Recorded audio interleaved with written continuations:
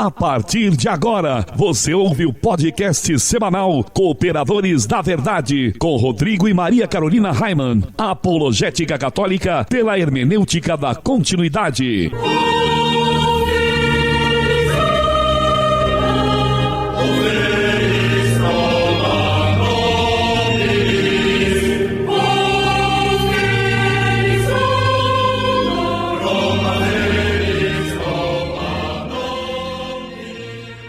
Olá, amigo ouvinte, paz e bem, aqui quem vos fala é o professor Raimann e estamos começando mais um podcast semanal Cooperadores da Verdade, apologética católica pela hermenêutica da continuidade. Aqui se fala a verdade, custe o que custar, doa a quem doer, mesmo que doa mais em nós, não é mesmo? Lembrando que esse programa é transmitido todas as quintas-feiras, às 20 horas, pela Web Rádio Navegantina, radionavegantina.com.br. Todas as sextas-feiras, também às 20 horas, pela Web Rádio Cristo Jovem, cristojovem.caster.fm. E aos sábados, às 18 horas, pela Web Rádio Franciscanos, radiofranciscanos.com.br. Tudo bem, Carol? Tudo ótimo, Rodrigo. Paz e bem. Um grande abraço aos nossos ouvintes, que vão nos acompanhar agora. Salve Maria! Salve Maria! Como objetivo de adquirirmos equipamentos novos para substituir esses nossos que já estão sucateados, inclusive estou aqui já colocando a mão em cima do computador para ver se não está muito quente, que mal a gente começa, ele já começa a esquentar, né? Nós estamos fazendo uma vaquinha, uma vaquinha. Basta você entrar em nossa página no Facebook, pois lá tem mais informações de como você pode contribuir com o nosso podcast, com cartão de crédito ou boleto bancário. E em nosso momento de oração de hoje, além de todas as intenções que estão em nossos corações, queremos rezar também por todas aquelas pessoas que já contribuíram com a nossa vaquinha online e também por aquelas que ainda vão contribuir, não é mesmo? Estamos reunidos em nome do Pai, do Filho e do Espírito Santo. Amém. Que a graça e a paz de nosso Senhor Jesus Cristo, o amor do Pai e a força do Espírito Santo estejam sempre conosco. Bendito seja Deus que nos reuniu no amor de Cristo. Pater noster qui es in celis, sanctificetur nomen tum. Adveniat regnum tum, fiat voluntas tua sicut in cielo et in terra. Panem nostrum quotidianum da nobis hodie, et dimittis nobis debita nostra, sicut et nos dimittimus debitoribus nostris, et ne nos inducas in tentationem, se libera nos a malo. Amém. Ave Maria, gratia plena Dominus tecum, benedicta tu in mulieribus et benedictus fructus ventris tui, Iesus. Sancta Maria, Mater Dei, ora pro nobis peccatoribus, nunc et in hora mortis nostri. Amém. Gloria Patri et Filio et Spiritui Sancto, sicut erat in principio et nunc et semper et in saecula saeculorum. Amém. Cooperadores da Verdade é um podcast semanal que você pode ouvir em nossa página no Facebook ou ainda no nosso site, cooperadoresdaverdade.com. O programa é apresentado por mim e por minha esposa, Maria Carolina, e esporadicamente contamos com a participação de um ilustre colaborador da Verdade. O programa é transmitido por 3 web rádios, como eu falei lá no início. E se você que está nos ouvindo agora também tem uma web rádio e deseja transmitir o nosso programa, nem precisa pedir autorização, viu? É só tocar o terror, pois o nosso objetivo é evangelizar. E quanto mais pessoas forem alcançadas, melhor. Seria interessante apenas mandar uma mensagem para nós. E como faz, Carol, para mandar uma mensagem para nós? Olha, pode ser lá na nossa página do Facebook, que é facebook.com/Os Cooperadores da Verdade, ou no e-mail contato@cooperadoresdaverdade.com. E assim poderemos divulgar o dia e horário da transmissão. E em nossa página no Twitter, você pode deixar a sua crítica ou sugestão e ainda o seu pedido de oração. O endereço é @coop_verdade. E o programa também está disponível nas principais plataformas de podcast no iOS, para quem usa os telefones da Apple, também em Android, Windows Phone e etc. Graças ao Peter, que manja dos paranauês. E no quadro A Vida dos Santos, nós estamos estudando a vida dos santos padres. Esse estudo também é conhecido como patrística. Os padres da Igreja foram influentes teólogos, professores e mestres cristãos e importantes bispos. Seus trabalhos acadêmicos foram utilizados como precedentes doutrinários nos séculos subsequentes. Os padres da Igreja são classificados entre o século II e VII. No último programa, nós não, que eu não estava, né? Você e a Eliana, né? Falaram sobre Santo Aristides de Atenas, o padre apologista. Até eu lembro que você disse que nunca tinha ouvido falar em Santo Aristides, Verdade. né? Eu acho que a Eliana também não, né? Também não. A vida dos santos.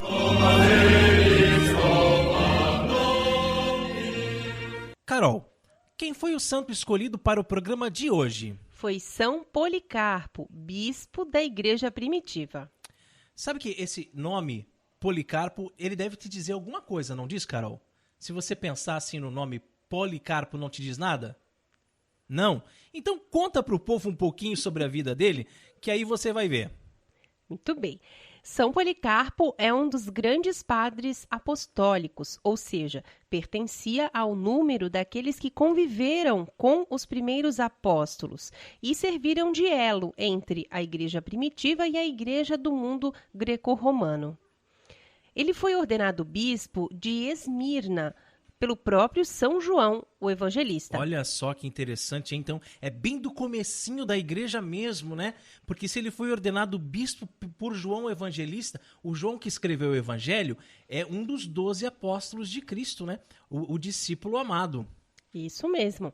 De caráter reto, de elevado saber, amor à igreja e fiel à ortodoxia da fé. Era respeitado por todos no Oriente. Com a perseguição aos cristãos, o santo bispo de 86 anos escondeu-se até ser preso e levado para o governador, que pretendia convencê-lo de ofender a Cristo. Policarpo, porém, proferiu estas palavras: há 86 anos sirvo a Cristo e nenhum mal tenho recebido dele. Como poderei rejeitar aquele a quem prestei culto e reconheço como meu Salvador? Condenado à morte no estádio da cidade, ele próprio subiu na fogueira e testemunhou para o povo, dizendo: sede bendito para sempre, ó Senhor, que o vosso nome adorável seja glorificado por todos os séculos. E aí a gente se pergunta, né, Carol, quem de nós que está disposto a dar a vida por Cristo e pela sua igreja, a subir sozinho na fogueira, a ser queimado vivo, bendizendo e louvando o nome do Senhor, né? É verdade.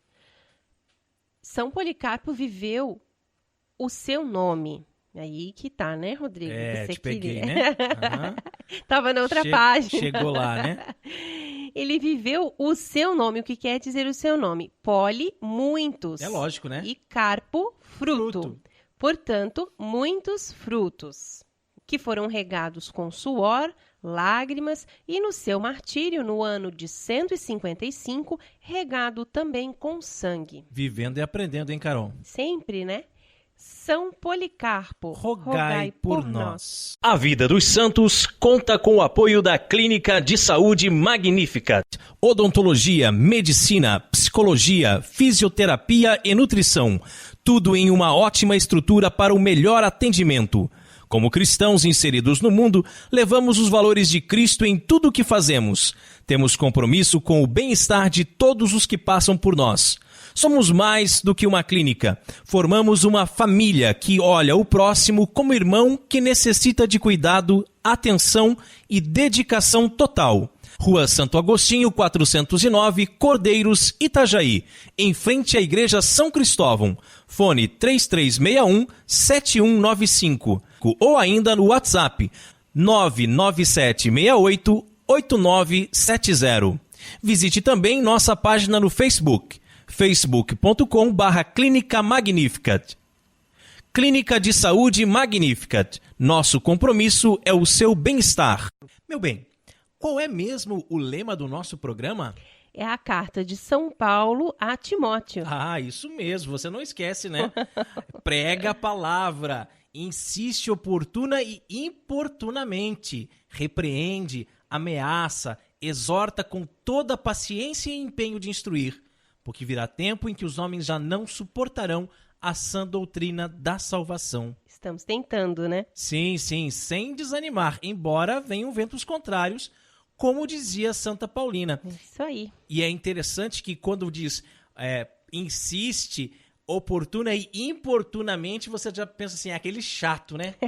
Aí já lembra do professor Raimann mesmo, que é aquele que repreende, ameaça, exorta, com paciência, mas com empenho de instruir oportuna e importunamente, né? De incomodar mesmo, até que a pessoa se toque que ela tem que abraçar a verdade que é Cristo. E a gente sabe que nós estamos vivendo justamente esses tempos em que os homens não suportam a sã doutrina da salvação. Que quando você fala de Jesus, as pessoas viram as costas. Ou quando você fala da igreja, as pessoas viram as costas e dizem assim, a minha religião é Jesus Cristo. A igreja não me interessa, a doutrina não me interessa. Eu só quero aquele Jesusinho paz e amor, né? Mas nós sabemos que Jesus é muito mais do que isso. Jesus é a palavra de Deus. Verbum Domini, né? Ele é o verbo encarnado. A Bíblia até contém a palavra escrita de Deus, mas a palavra de fato é Jesus, o verbo de Deus que veio armar sua tenda entre nós. E nesse quadro iremos sempre meditar sobre uma passagem bíblica que pode ser tanto do Antigo como do Novo Testamento. A palavra escrita de Deus.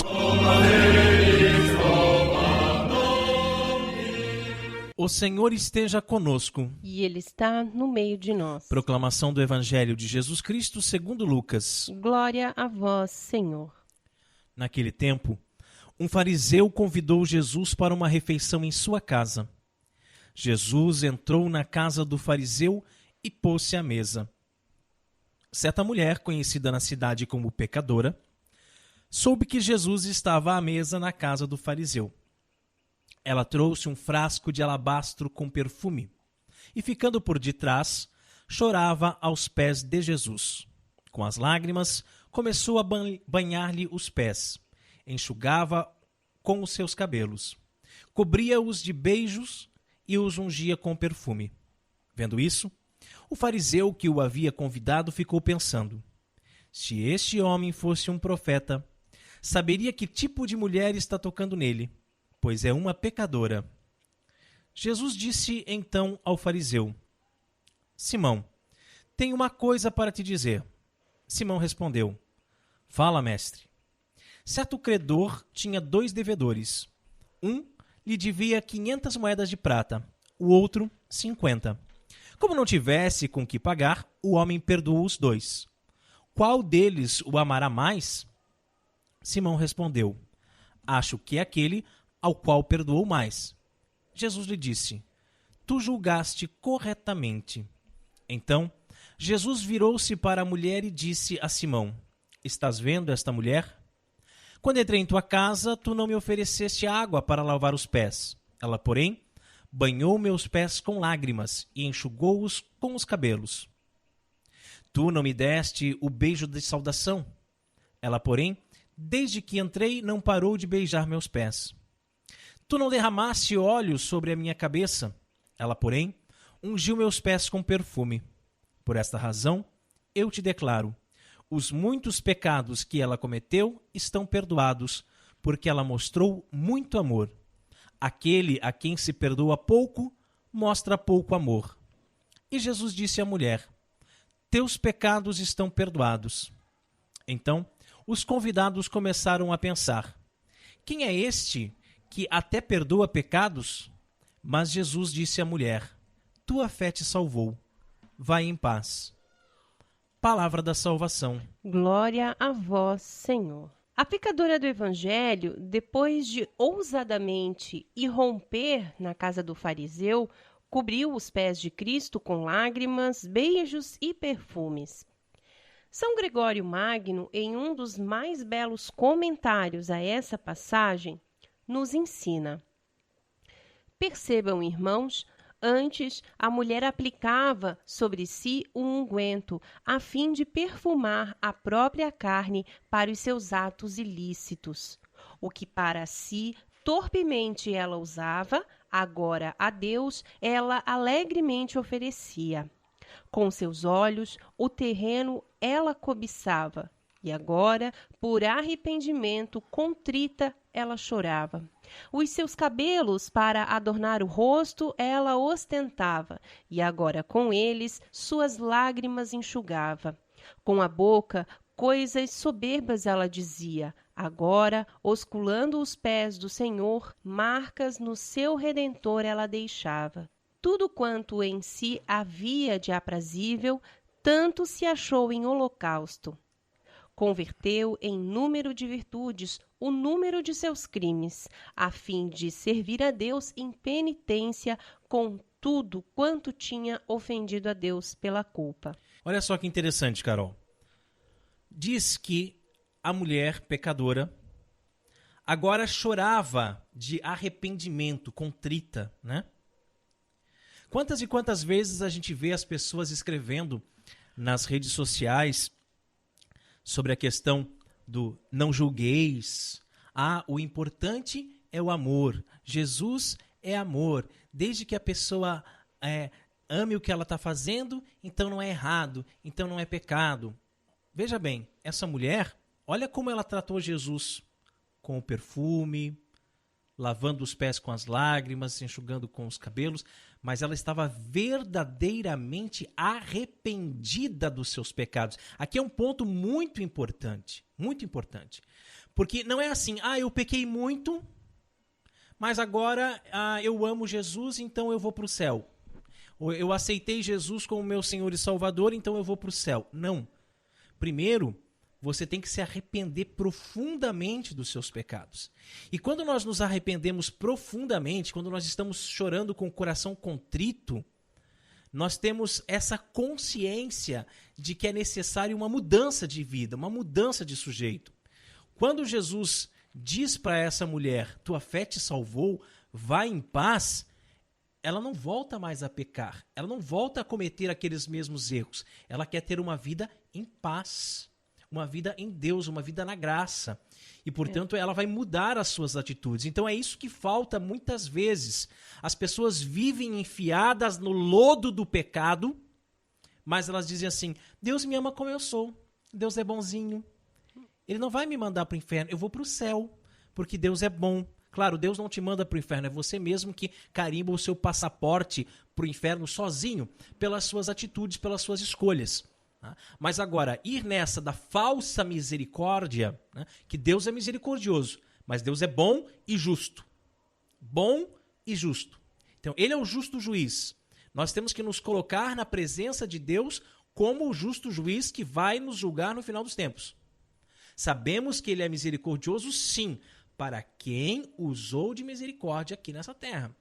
Para quem, de fato, também se arrependeu dos seus pecados, pediu perdão e mudou de vida. Sim, né? E a gente vê ali na reflexão, né, que é atribuída a São Gregório, o que ele fala, assim, que ela não precisou de nada extraordinário, né? Aquilo que antes ela fazia para o mal, né, para os atos ilícitos dela, ela agora oferece para Jesus, né? Como a questão do cabelo, né? Que antes ela arrumava, ostentava e tal, e agora ela enxuga as lágrimas, o pé, né, de Cristo. Então, tudo o que ela fazia, o que ela é, né? O que ela é, e que antes ela usava para fazer as coisas erradas, né? Com a boca, o perfume e tal, ela agora oferece para Cristo, né? E assim somos nós também. Quando nós nos decidimos não pecar mais, nós continuamos sendo nós mesmos, né? E nós podemos, sim, com os nossos atos, com a nossa vida, com aquilo que a gente é, com o pouco que a gente é, oferecer para Cristo, né? Para realmente mudar e trilhar esse caminho de conversão. E a leitura conclui dizendo que ela mostrou muito amor. Demonstremos também nós o nosso amor a Deus. Muitas vezes a gente não tem mais nada para oferecer nas nossas misérias, né? Muitas vezes, diante de uma imagem do crucificado, Eu repito mentalmente as palavras: Senhor, eu não valho nada, mas eu te amo. Não valho nada, mas eu te amo. Quer dizer, a gente tem que demonstrar para Deus esse nosso amor, usando todas as energias humanas que despendemos no pecado para servir-lhe com determinação e generosidade. E essa belíssima reflexão sobre essa passagem do Evangelho pode ser encontrada no site do Padre Paulo Ricardo, o nosso professor opressor. Sempre oprimindo com sutileza, né? E nós somos os Cooperadores da Verdade. Se você deseja ouvir os episódios mais antigos, inclusive os episódios da nossa primeira temporada, acesse nossa página no SoundCloud, soundcloud.com/Os Cooperadores da Verdade. Curta, compartilhe nas redes sociais e nos ajude a evangelizar. E também, como parte desse apostolado, nós temos vídeos no meu canal no YouTube, youtube.com/Raiman. O nosso objetivo não é ficar famosinho na internet, né, Carol? Virar um youtuber e não sei o quê. E não é ficar correndo atrás de like, né? Nosso objetivo é evangelizar. Então, quanto mais você curte, comenta, compartilha, divulga, mais pessoas vão ter acesso a esse conteúdo. Ajuda, né, a tocar o coração das pessoas, né? Exatamente. Carol, qual é o conselho de Padre Pio para nós no programa de hoje? Às vezes, o Senhor o faz sentir o peso da cruz. Esse peso parece insuportável, mas você a carrega porque o Senhor, no seu amor e na sua misericórdia, estende-lhe a mão e lhe dá força. Orando com Padre Pio.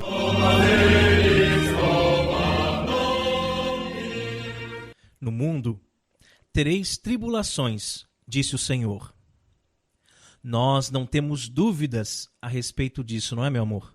Verdade. E como as temos, não é mesmo? É. Mas nada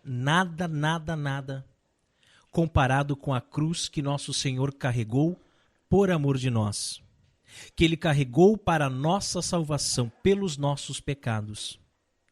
Quem quiser ser meu discípulo, tome a sua cruz e siga-me, disse Jesus.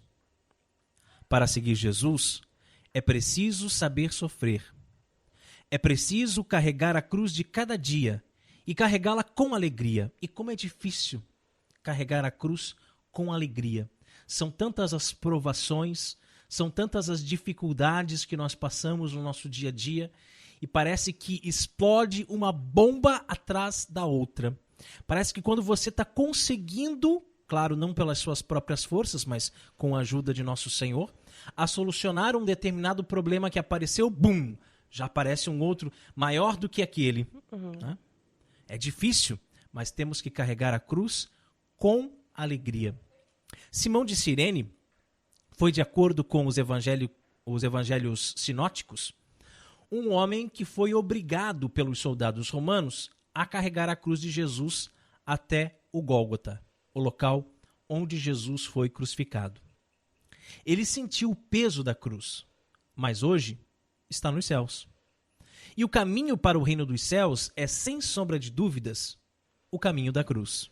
E é uma coisa que muita gente não se dá conta, né? Não se dá conta disso. Procura sempre o caminho mais fácil, procura sempre, né, o conforto, mas o fato é que ninguém chega à ressurreição sem passar pela cruz, né? Nós precisamos, e cada um tem a sua cruz, né? Se o Senhor às vezes permite que nós sintamos o peso da cruz, como disse o Padre Pio, é porque Ele nos ama. A porta é estreita, o Senhor que disse isso. No caminho nós encontramos pedras, encontramos espinhos, buracos e olha, todo tipo de dificuldade. Furacão, né? maremoto, tempestade. Cada um sabe, tsunami, né, da sua vida, né, do que aperta ali, né, de todos os tipos mesmo de dificuldade. Mas o importante é não desistir, né? E eu diria ainda mais, é persistir, né? Porque muitas vezes nós caímos, né? Nós nos deixamos levar, né? Em alguma adversidade, a gente pensa em desistir, a gente chora ou a gente blasfema, mas, enfim, né, é necessário que a gente persista, que a gente continue nesse caminho, né? Porque o importante é estar a caminho, é caminhar, né? Em nosso dia a dia, muitas são as nossas escolhas, né? O tempo todo a gente está escolhendo alguma coisa, mesmo sem a gente estar consciente daquilo, né? Até o fato da gente pensar se vai tomar uma água, um suco, ou a gente vai, né, comer isso, aquilo, são coisas até inconscientes, mas o tempo todo nós estamos fazendo escolhas. E muitas dessas vão ter consequências, né? Exato. Porque às vezes você faz uma escolha de dormir mais 5 minutos, é isso, né? E perde a hora e dorme mais 15, chega atrasado no trabalho. Então, qualquer escolhazinha que às vezes parece boba, ela vai refletir lá na frente, né? Exato. E as nossas decisões, né, muitas dessas decisões também são as nossas alegrias, né? As vitórias, mas também muitas delas são as decepções, né? E tem hora que, olha, a cruz pesa. E como pesa, né? E quando pesa, parece que não vamos conseguir suportá-la, como diz Padre Pio. Parece. Bate a tristeza, muitas vezes o desespero. É um desânimo, né? Uma espécie de depressão, né? Queremos desistir de tudo, chutar o balde, como se diz. Mas precisamos lembrar de que não estamos sozinhos. No caminho, Jesus está conosco. Ele caminha ao nosso lado no caminhar.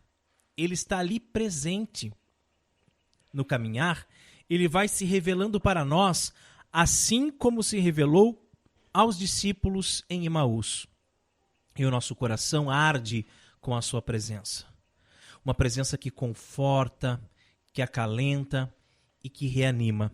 E mesmo nos tempos de noite escura da alma, em que parece que nós não estamos mais sentindo essa presença de Jesus, que nós não estamos mais sentindo o coração arder, não estamos mais sentindo esse calorzinho da presença dele, ele está ali. Ele não nos deixa, ele não nos abandona, ele não nos desampara, ele não sai do nosso lado um minuto sequer.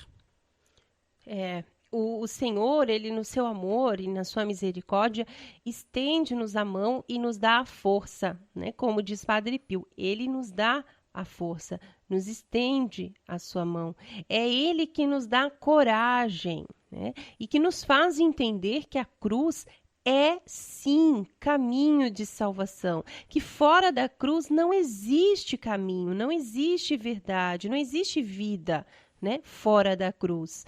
Então, de nada adianta a gente querer passar esse mundo com, né, coisas boas e fáceis e tranquilas, sem assumir de fato a nossa cruz, né? E assumir com alegria, né, com tranquilidade. E eu acho que isso se resume na palavra confiança, né?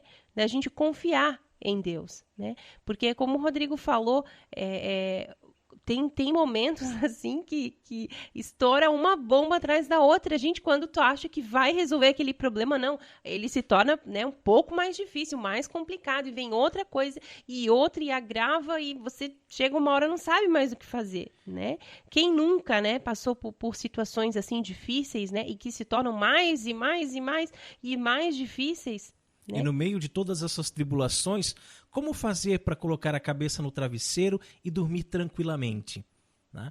Não se perde uma noite de sono, por quê? Porque se tem fé, se tem confiança de que Deus está resolvendo todas as coisas. Claro, Ele quer contar conosco, Ele não vai fazer tudo sozinho. Né? Ele quer a nossa parte, a nossa colaboração. Mas a gente consegue superar tudo porque nós confiamos cegamente que Deus está caminhando lado a lado com cada um de nós.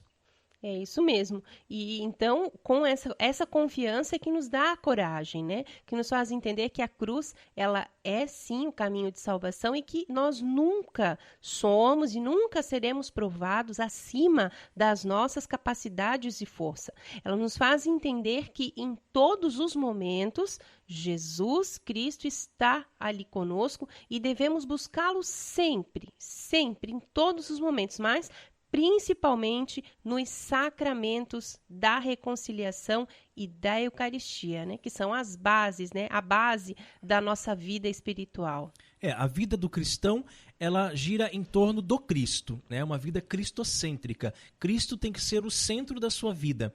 Não é mais importante a sua profissão, não é mais importante o seu carro, não é mais importante a sua casa, não é mais importante o status social, não é mais importante o dinheiro na conta. Nada, nada, nada. Esquece tudo, tudo, tudo. Tudo isso é supérfluo, tudo isso é banal, tudo isso fica em segundo plano, porque Cristo é o centro da sua vida. E este Cristo, que é o centro, ele se dá em alimento na Eucaristia. E para você recebê-lo, você tem que estar em estado de graça. Não pode estar em pecado grave. Para tanto, ele mesmo, o próprio Cristo, ele cria o sacramento da reconciliação. Porque se você caiu, se você errou, se você pecou, você vai ao encontro de Jesus na pessoa do sacerdote. O sacerdote é a persona Christi, para se reconciliar com a igreja, para depois você recebê-lo na Eucaristia. Portanto, meu irmão, minha irmã, você que está me ouvindo agora, se você está em pecado grave, corra para os confessionários. Não tenha medo. Jesus está te esperando de braços abertos. Se confesse. Se arrependa profundamente dos seus pecados e se confesse, para depois então ir ao encontro dele na Eucaristia. Que assim seja. Amém. Orando com o Padre Pio conta com o apoio de Feller Contabilidade, do nosso amigo Diácono Vital. A Feller Contabilidade fica na Rua Aldílio Garcia, número 479. Nesta você pode confiar. Atendimento de segunda a sexta-feira, das 8 ao meio-dia e das 13h30 às 17h30. Telefone 3346-2333. fellercontabilidade@matrix.com.br. Em frente à Secretaria da Paróquia São Cristóvão de Itajaí, Santa Catarina. Feller Contabilidade, a sua empresa nas mãos certas. E agora, Carol, nós chegamos àquele quadro, sabe aquele? Aquele que eu gosto muito aqui nos Cooperadores da Verdade, né? Aquele que é quando nós meditamos sobre São Francisco de Assis. Quantos belíssimos exemplos da vida deste santo podemos transpor para o nosso dia a dia, não é mesmo? Para essas nossas reflexões, nós costumamos usar as fontes franciscanas, aquele livrão, né? Então, se você não conhece ainda as fontes franciscanas, procura uma livraria católica perto da sua casa, Fontes Franciscanas. Você vai ver que é um livro, como é que eu posso dizer assim, mais grosso que a Bíblia, né? Onde vai contar vale muito ali a pena. toda a história de São Francisco de Assis, escrita pelos próprios biógrafos dele. Então, não é aquelas histórias floreadas de um São Francisco dançando e cantando junto com os passarinhos na floresta. O protetor da floresta, São Francisco Curupira. Não é isso, né? É a história de São Francisco assim como ela aconteceu realmente, né?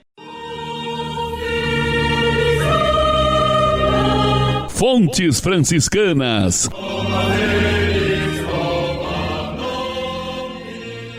Hoje em dia, é muito comum vermos pessoas que idolatram o corpo e fazem de tudo para chamar a atenção. Tudo não passa de vaidade. Sabemos, claro, que devemos cuidar da saúde, mas precisamos cuidar para não cair na tentação de estar dentro dos padrões de beleza impostos pela mídia a qualquer custo, fazendo todo tipo de plástica, botox, colocam silicone nos seios, nas nádegas, nos lábios, em tudo quanto é lugar, pintam os cabelos para não mostrar os fios brancos, mas convenhamos, a beleza natural é muito mais bela, não é mesmo? Deus nos fez de um jeito e queremos ser de outro. Se tem o cabelo crespo, quero alisar. Se tem o cabelo liso, quero encrespar. Se sou baixinho, quero ser alto. Se sou muito alto, quero ser mais baixinho. E assim por diante. Às vezes eu falo com os meus alunos sobre a questão da tatuagem, né? O aluno diz, professor, é pecado tatuagem? É pecado fazer tatuagem? Não, não é pecado não, meu filho. Não é pecado não. Mas se Deus quisesse que você tivesse esse desenho horroroso aí no seu corpo, você já tinha nascido com ele. Né? Então você está alterando o seu corpo. Né? A mesma coisa em relação aos piercings, né? Aqueles horrorosos, como é que chama aquilo, meu bem? aquelas coisas horrorosas que colocam na orelha, alargador, né? Que isso os índios botocudos já faziam há 500 anos atrás, e eles acham, vou colocar um alargador para ficar na moda, porque isso é moderno, 500 anos atrás os índios já usavam isso, pô. Né? Deixa aquela orelha ridícula, enorme, pendurada, uma pele nojenta, uma coisa muito feia. Né? Gente, se fosse para nós ter um buraco na orelha daquele tamanho, Deus já tinha feito a gente assim. Então as pessoas querem mudar, né? Querem transfigurar o seu corpo, modificar. Todas as pessoas, inclusive aquelas que a sociedade julga como feias, eu não acho que ninguém é feio, sabe? Ninguém é feio. Ninguém é feio. Porque todas as pessoas são belas aos olhos de Deus. Mas se as pessoas que são apenas criaturas podem ser assim tão belas, que tem gente muito bonita, né? Eu mesmo me olho no espelho e fico pensando, meu Deus do céu, como é que eu posso ser tão bonito? Ai, ai.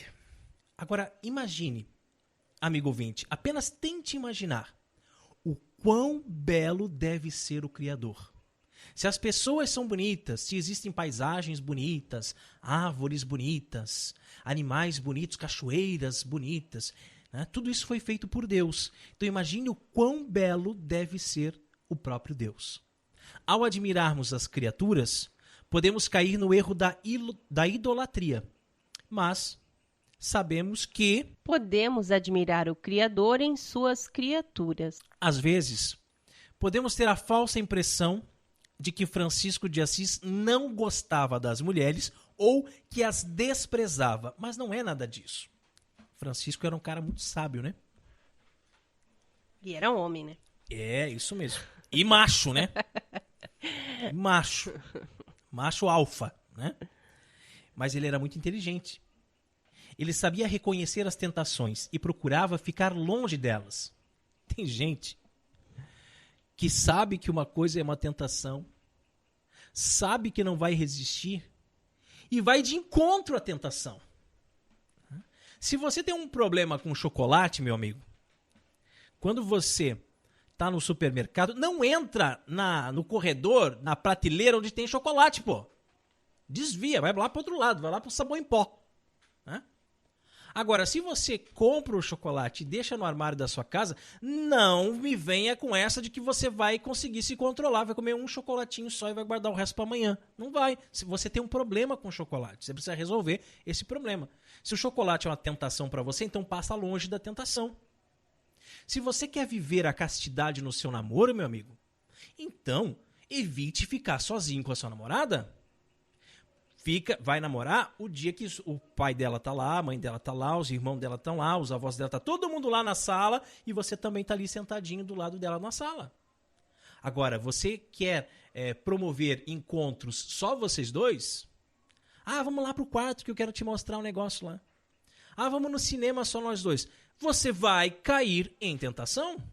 Então, as tentações, nós temos que passar longe delas, longe das tentações.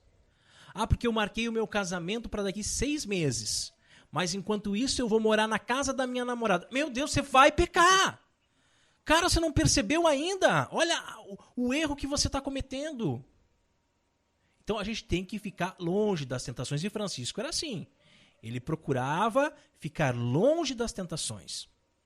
No entanto, nós, que não somos santos, mesmo sabendo que algo é motivo de queda para nós, que algo pode acabar nos afastando de Deus, brincamos com fogo, como se diz. Um casal de namorados que vive a castidade, por exemplo, sabe que deve evitar ocasiões de ficar sozinhos em casa e que devem namorar na sala, diante de todos e não no quarto, né? E sabem também até quando um beijo mais quente, por assim dizer, pode os levar a carícias inadequadas e que, portanto, é melhor evitar. Ou também um alcoólatra, por exemplo, ele precisa evitar ambientes onde as pessoas estão bebendo e, assim como evitar o primeiro gole, não é mesmo? E a mesma coisa com os dependentes químicos em recuperação também. O Frei Francisco escolheu uma vida consagrada a Deus. Ele não era padre, mas fez um voto de castidade. Antes desse voto de castidade, antes do seu encontro pessoal com Cristo, Francisco era um jovem que frequentava muitas festas nas tabernas de Assis, lugares em que havia muitas mulheres. A história não conta esses detalhes, mas podemos imaginar que ele pode, sim, sem problema nenhum, ter se relacionado com alguma mulher antes da sua conversão. E por isso, reconhecia nele mesmo essa fraqueza. Quando eu falo em me relacionar sem problema nenhum, não estou falando aqui de sexo. Digamos que Francisco pudesse ter tido lá uma namoradinha, vivia a castidade, né, mas teve uma namoradinha. Ou então, se ele caiu, né, antes de ser convertido, antes de ter o seu encontro com Jesus, certamente deve ter se arrependido amargamente disso, deve ter pedido perdão pelos seus pecados. Mas enfim, aí a gente percebe que quando a pessoa já reconhece a sua fraqueza, já reconhece as suas tentações, ela cria formas de conseguir se esquivar, conseguir se escapar delas, né? Por assim dizer. Tudo que a história nos traz são as maneiras que nosso seráfico pai encontrou para evitar cair em tentação. Falar com as mulheres sem olhar nos olhos delas, às vezes olhando para o céu, outras vezes com a cabeça coberta pelo capuz, e sempre falava em voz alta, para que todos os passantes ouvissem o que estava sendo dito, para não pensarem se tratar de uma conversa frívola. E quantos casos de padres que nós conhecemos que largaram a batina por causa de mulher, não é mesmo? Isso quando usam batina, né? É. Sim, eles têm grande culpa. Mas eu me pergunto, por que essas mulheres vão se interessar logo pelo padre? Por que elas têm que ir lá, provocar, tentar e contribuir para que ele se desvie do seu caminho? Eita Deus! Mas, por outro lado, também se os padres, né, seguissem os conselhos de São Francisco de Assis, né, e evitassem totalmente o mel venenoso, que é a familiaridade com as mulheres, poderiam sim ter se conservado firmes em sua promessa de fidelidade ao Senhor. Eu acredito nisso. Sim, eu claro. acredito. O padre que celebra a missa, que ouve confissão, que reza, que está lá nos seus momentos diante do Santíssimo, que faz aquilo a que ele foi chamado por Deus, ele não vai cair em tentação. Não vai. Sim. E aí eu me lembro da nossa história, né, meu bem? Como você que queria ser padre e terminou mesmo comigo antes da gente começar a namorar.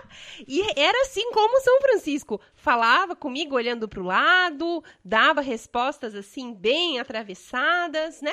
Mas era esse intuito de afastar. De afastar, não é mesmo? De manter longe, né? E se não fosse você, né, ter realmente se rendido, enfim, poderia ter continuado dessa forma. Poderia. Né? Só que assim, esse rendimento não é um rendimento à Dona Maria Carolina, é um rendimento à vontade de Deus.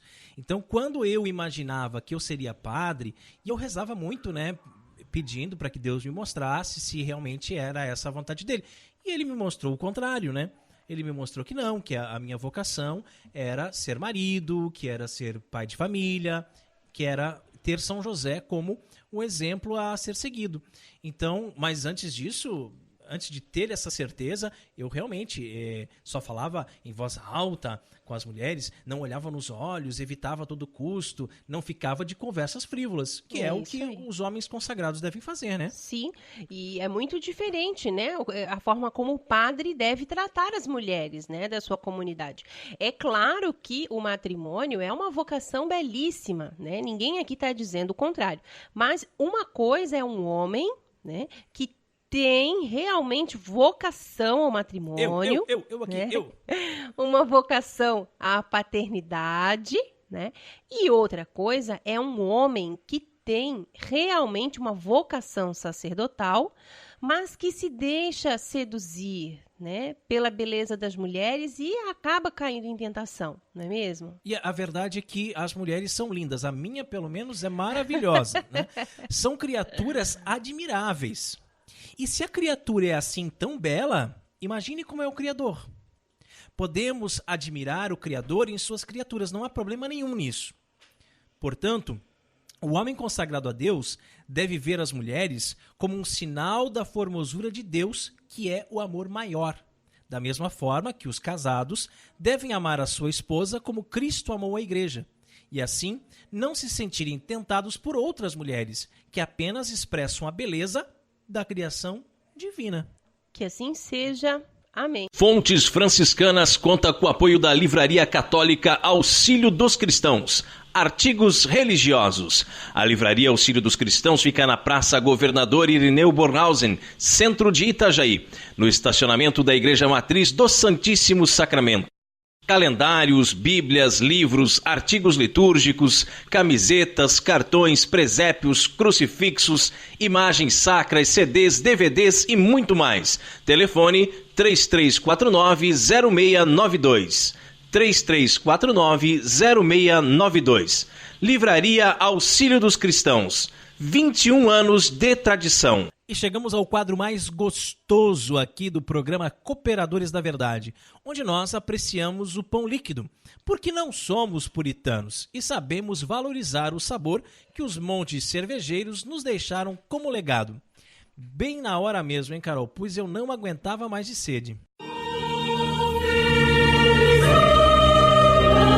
Catolicismo e cerveja.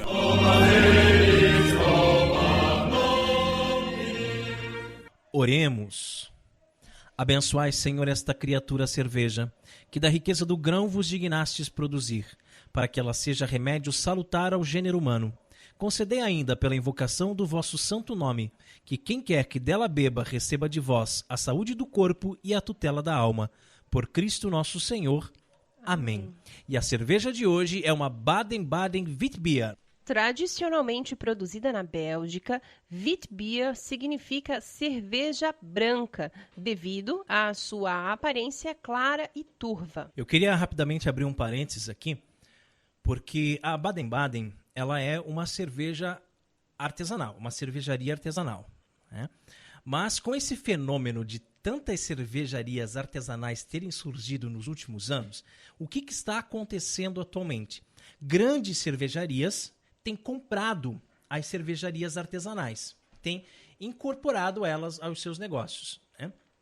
A Baden-Baden tinha sido comprada pela Brasil Kirin, juntamente com a Skin Cariol e tudo mais, e eu li uma notícia do dia 13 de fevereiro que diz que agora foram compradas pela Heineken. Então, a Eisenbahn, a Baden-Baden, a Devassa, a Skin Cariol, né? Agora tudo faz parte desse grupo da Heineken, sendo então a segunda maior cervejaria do Brasil, né? No Brasil seria a segunda maior. Então, isso acontece. Então, várias cervejas artesanais que a gente degusta aqui no programa, de repente você vai olhar no rótulo e vai dizer, isso aqui não é artesanal, isso aqui é industrial, porque pertence a um grande grupo. Mas não. Dentro desse grande grupo, ainda tem lá aquela cervejaria menorzinha, em menor escala e tal, que está produzindo, mantendo aquela mesma qualidade de sempre. E é a Baden-Baden, essa que nós vamos degustar hoje, a Witbier, ela é produzida com maltes de trigo e de cevada. Não é filtrada e seu sabor traz a refrescância cítrica da laranja, com leve sabor picante do coentro. É uma deliciosa e refrescante combinação que promete agradar aos mais exigentes paladares. É uma cerveja tipo ale, o teor alcoólico é bem baixinho, 4,9%. Ela está disponível em garrafas de 600 ml e a temperatura sugerida para degustação está entre 3 e 5 graus. A Baden-Baden Witbier acompanha peixes suaves, sushi, frutos do mar, queijo brie, camembert e queijos de cabra. Olha, nem me olha, Carol, com essa cara de que quer sushi, porque a crise... É a segunda vez já que a gente toma uma cerveja. Tá tão grande, a minha conta tá tão no negativo, né, que por enquanto nem pensar em sushi, viu? Essa cerveja já recebeu alguns prêmios, né? E a excelência das cervejas produzidas pela Baden-Baden é reconhecida e premiada ao redor do mundo. Uma combinação deliciosamente refrescante. Mas nós viemos aqui para beber ou para conversar? Ein Prosit. Der Gemütlichkeit. Ó o cheirinho da laranja. Antes de molhar o bico, ó o cheirinho da laranja. E que cor é essa, né? Coisa linda. Deliciosa, hein? Eu espero que você tenha gostado dessa, Carol, porque o programa passado foi uma vergonheira, hein? Uma vergonheira, você e a Eliana provando a cerveja, dizendo que não gostaram da cerveja. Uma cerveja deliciosa, uma Kelch produzida pela Pomerode. Nossa, que sensacional. E vocês, eu prefiro bom vinho. Nada, um dia vocês fazem um programa de vinho, mas aqui é catolicismo e cerveja, hein? Apesar dela ser turva, né, não é filtrada, ela tem uma cor clara, é muito bonita e bem saborosa mesmo. A laranja, ela sobressai, né, em todos os outros sabores, né, assim. Sim, mas a gente sente também, principalmente no retrogosto, o coentro, né? Não? Não sentiu? Não senti. Eu não tenho paladar muito apurado, né? Você tem que dar um desconto pra mim. Eu acho que você não sabe o que é coentro. Eu acho que você... Depois eu vou te dar... então, né? O gosto. Eu nunca comi coentro, eu acho. Vou te dar uma colherada de coentro depois pra você... Vai lembrar da cerveja. Não, muito gostosa, muito bonita essa cor, né? Muito gostosa a cerveja, muito refrescante mesmo. Pra esses dias quentes que está fazendo agora aqui, ela desce muito bem. E ela tem um amargor, assim, muito fraquinho, digamos assim. Né? Então, tá vendo? Você podia ter botado essa pra eu e a Eliana degustar. Aposto que a gente ia gostar bastante dessa cerveja. Quem sabe numa próxima, né? E se você produz cervejas artesanais e gostaria de ter a sua cerveja degustada aqui no programa Cooperadores da Verdade, entre em contato conosco pela nossa página no Facebook. E no quadro mais polêmico do nosso programa, hoje vamos falar das peripécias do Papa Bergoglio. A hora da treta.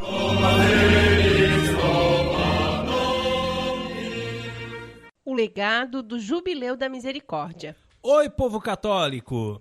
O Papa Francisco mal lançou sua carta apostólica Misericordia et Misera e o povo já se pôs a falar em mudanças na igreja. Errado como sempre, né? O tempo todo o pessoal vem falar em mudanças na igreja. Que Jesus Cristo é o mesmo ontem, hoje e por toda a eternidade. A igreja não vai mudar, vai se acostumando com a ideia. E para variar, nós estamos aqui com o nosso resumão, para te ajudar a entender exatamente o que Francisco disse no documento.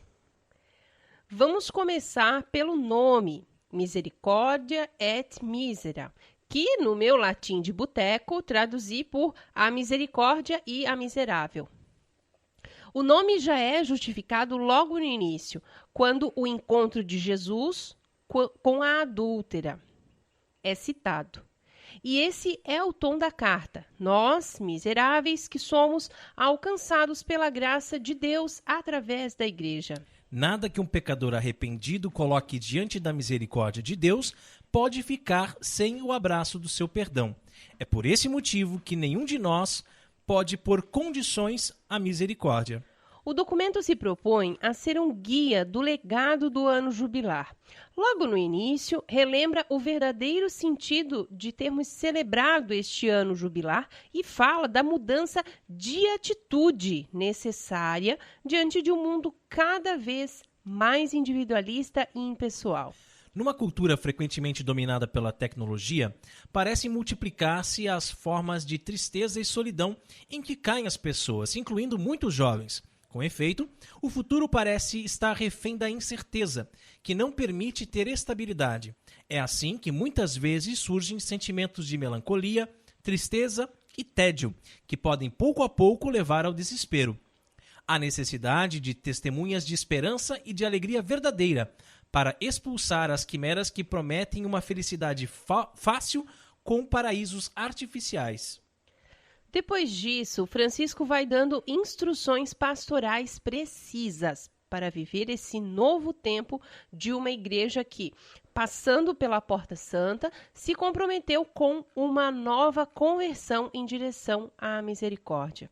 Ele pede que os sacerdotes prestem mais atenção na preparação das suas homilias e que também, na catequese, sejam menos baseadas em exercícios de retórica e mais em um coração pulsante da vida cristã. Ok, não se empolgue. Isso não significa que chegamos no tempo de só falar de amor no coração e não julgueis. Mas passamos do tempo de só falar das regras. Sobre a confissão, o Papa chama atenção especial, dizendo que o sacramento da reconciliação precisa voltar a ter o seu lugar central na vida cristã. Pede aos padres que sejam mais cuidadosos e disponíveis com esse ministério e libera definitivamente o poder de dar o perdão do aborto a todos os sacerdotes, sem amenizar a gravidade do pecado. Atenção! Essa medida foi tomada a exemplo do que já acontecia no Ano da Misericórdia. Normalmente, somente os bispos e padres autorizados podem levantar excomunhões, como a do aborto, né? E existem outras também diferentes. Mas durante este ano, todos os padres foram autorizados a fazer isso. A única mudança é que essa autorização continua valendo. Não apareceu nenhuma proposta de mudança no Código de Direito Canônico. Portanto, quem aborta continua incorrendo em excomunhão. Cuidado com a boataria. Outra medida importante foi conceder que os sacerdotes da Fraternidade de São Pio X continuem podendo conceder válida e licitamente o perdão dos pecados aos fiéis que os procurarem. Já era assim no Ano da Misericórdia e, a exemplo do que foi feito para o perdão do aborto, será estendido até que surjam novas disposições sobre o assunto. Uma consideração importante sobre essa decisão é a disposição do Papa em trazer a fraternidade para a plena comunhão da Igreja. Abre aspas, para o bem pastoral destes fiéis e confiando na boa vontade dos seus sacerdotes, para que se possa recuperar com a ajuda de Deus a plena comunhão na Igreja Católica. Por fim, Francisco estabelece que no 33º domingo do tempo comum, a Igreja passará a celebrar o Dia Mundial dos Pobres. A ideia é criar um sinal concreto do ano jubilar que perdure para sempre e nos ajude a lembrar das obras de misericórdia para as quais nossa atenção se voltou neste ano. Enfim, certamente ainda teremos que aprofundar mais, né, essa nova carta apostólica e também os seus desdobramentos, não é mesmo? Além disso, claro que irão aparecer 200 mil boatos, né? Dizendo que o Papa Francisco liberou geral, né? Que agora tá tudo liberado. Mas aqui, né, nesse programa, você viu que os principais pontos da carta em nada alteraram a doutrina da Igreja Católica. E nós queremos parabenizar o site O Catequista por mais essa belíssima reflexão. Obrigado pelo importante papel que vocês vêm desenvolvendo na internet. É isso aí. E rezemos a Virgem que nos proteja, nos guie e cuide do nosso apostolado. Salve Regina, Mater Misericordiae, vita dulcedo spes nostra salve. A te clamamos, exulis filii Eve, a te suspiramos, gementes e flentes in ac lacrimarum vale. Eia ergo advocata nostra, illos tuos misericordiis oculus ad nos converti, et Iesum benedictum fructus ventris tui, nobis pos hoc exilium ostendi. O clemens, o pia, o dulce Virgo Maria, ora pro nobis sancta Dei genitrix, o dignificiamus promissionibus Christi. Amém. Debaixo de vossa proteção nos refugiamos, Santa Mãe de Deus. Não desprezeis nossas súplicas em nossas necessidades, mas livrai-nos sempre de todos os perigos. Ó Virgem gloriosa e bendita. Amém. E chegamos ao fim de mais um programa Cooperadores da Verdade. Venha você também ser um cooperador. Colabore com esse apostolado fazendo a sua doação para que possamos adquirir equipamentos melhores para manter este programa no ar. Contamos com a sua generosidade e também com a sua oração. Muito obrigado a você que nos acompanhou nesse podcast. Ajude a divulgar compartilhando nas redes sociais. Muito obrigada, Rodrigo. Obrigada a você, nosso querido irmão, ouvinte, por nos acompanhar neste programa. Um grande abraço, paz e bem. Obrigado, Carol. Deus abençoe a todos. Salve Maria, sempre Virgem.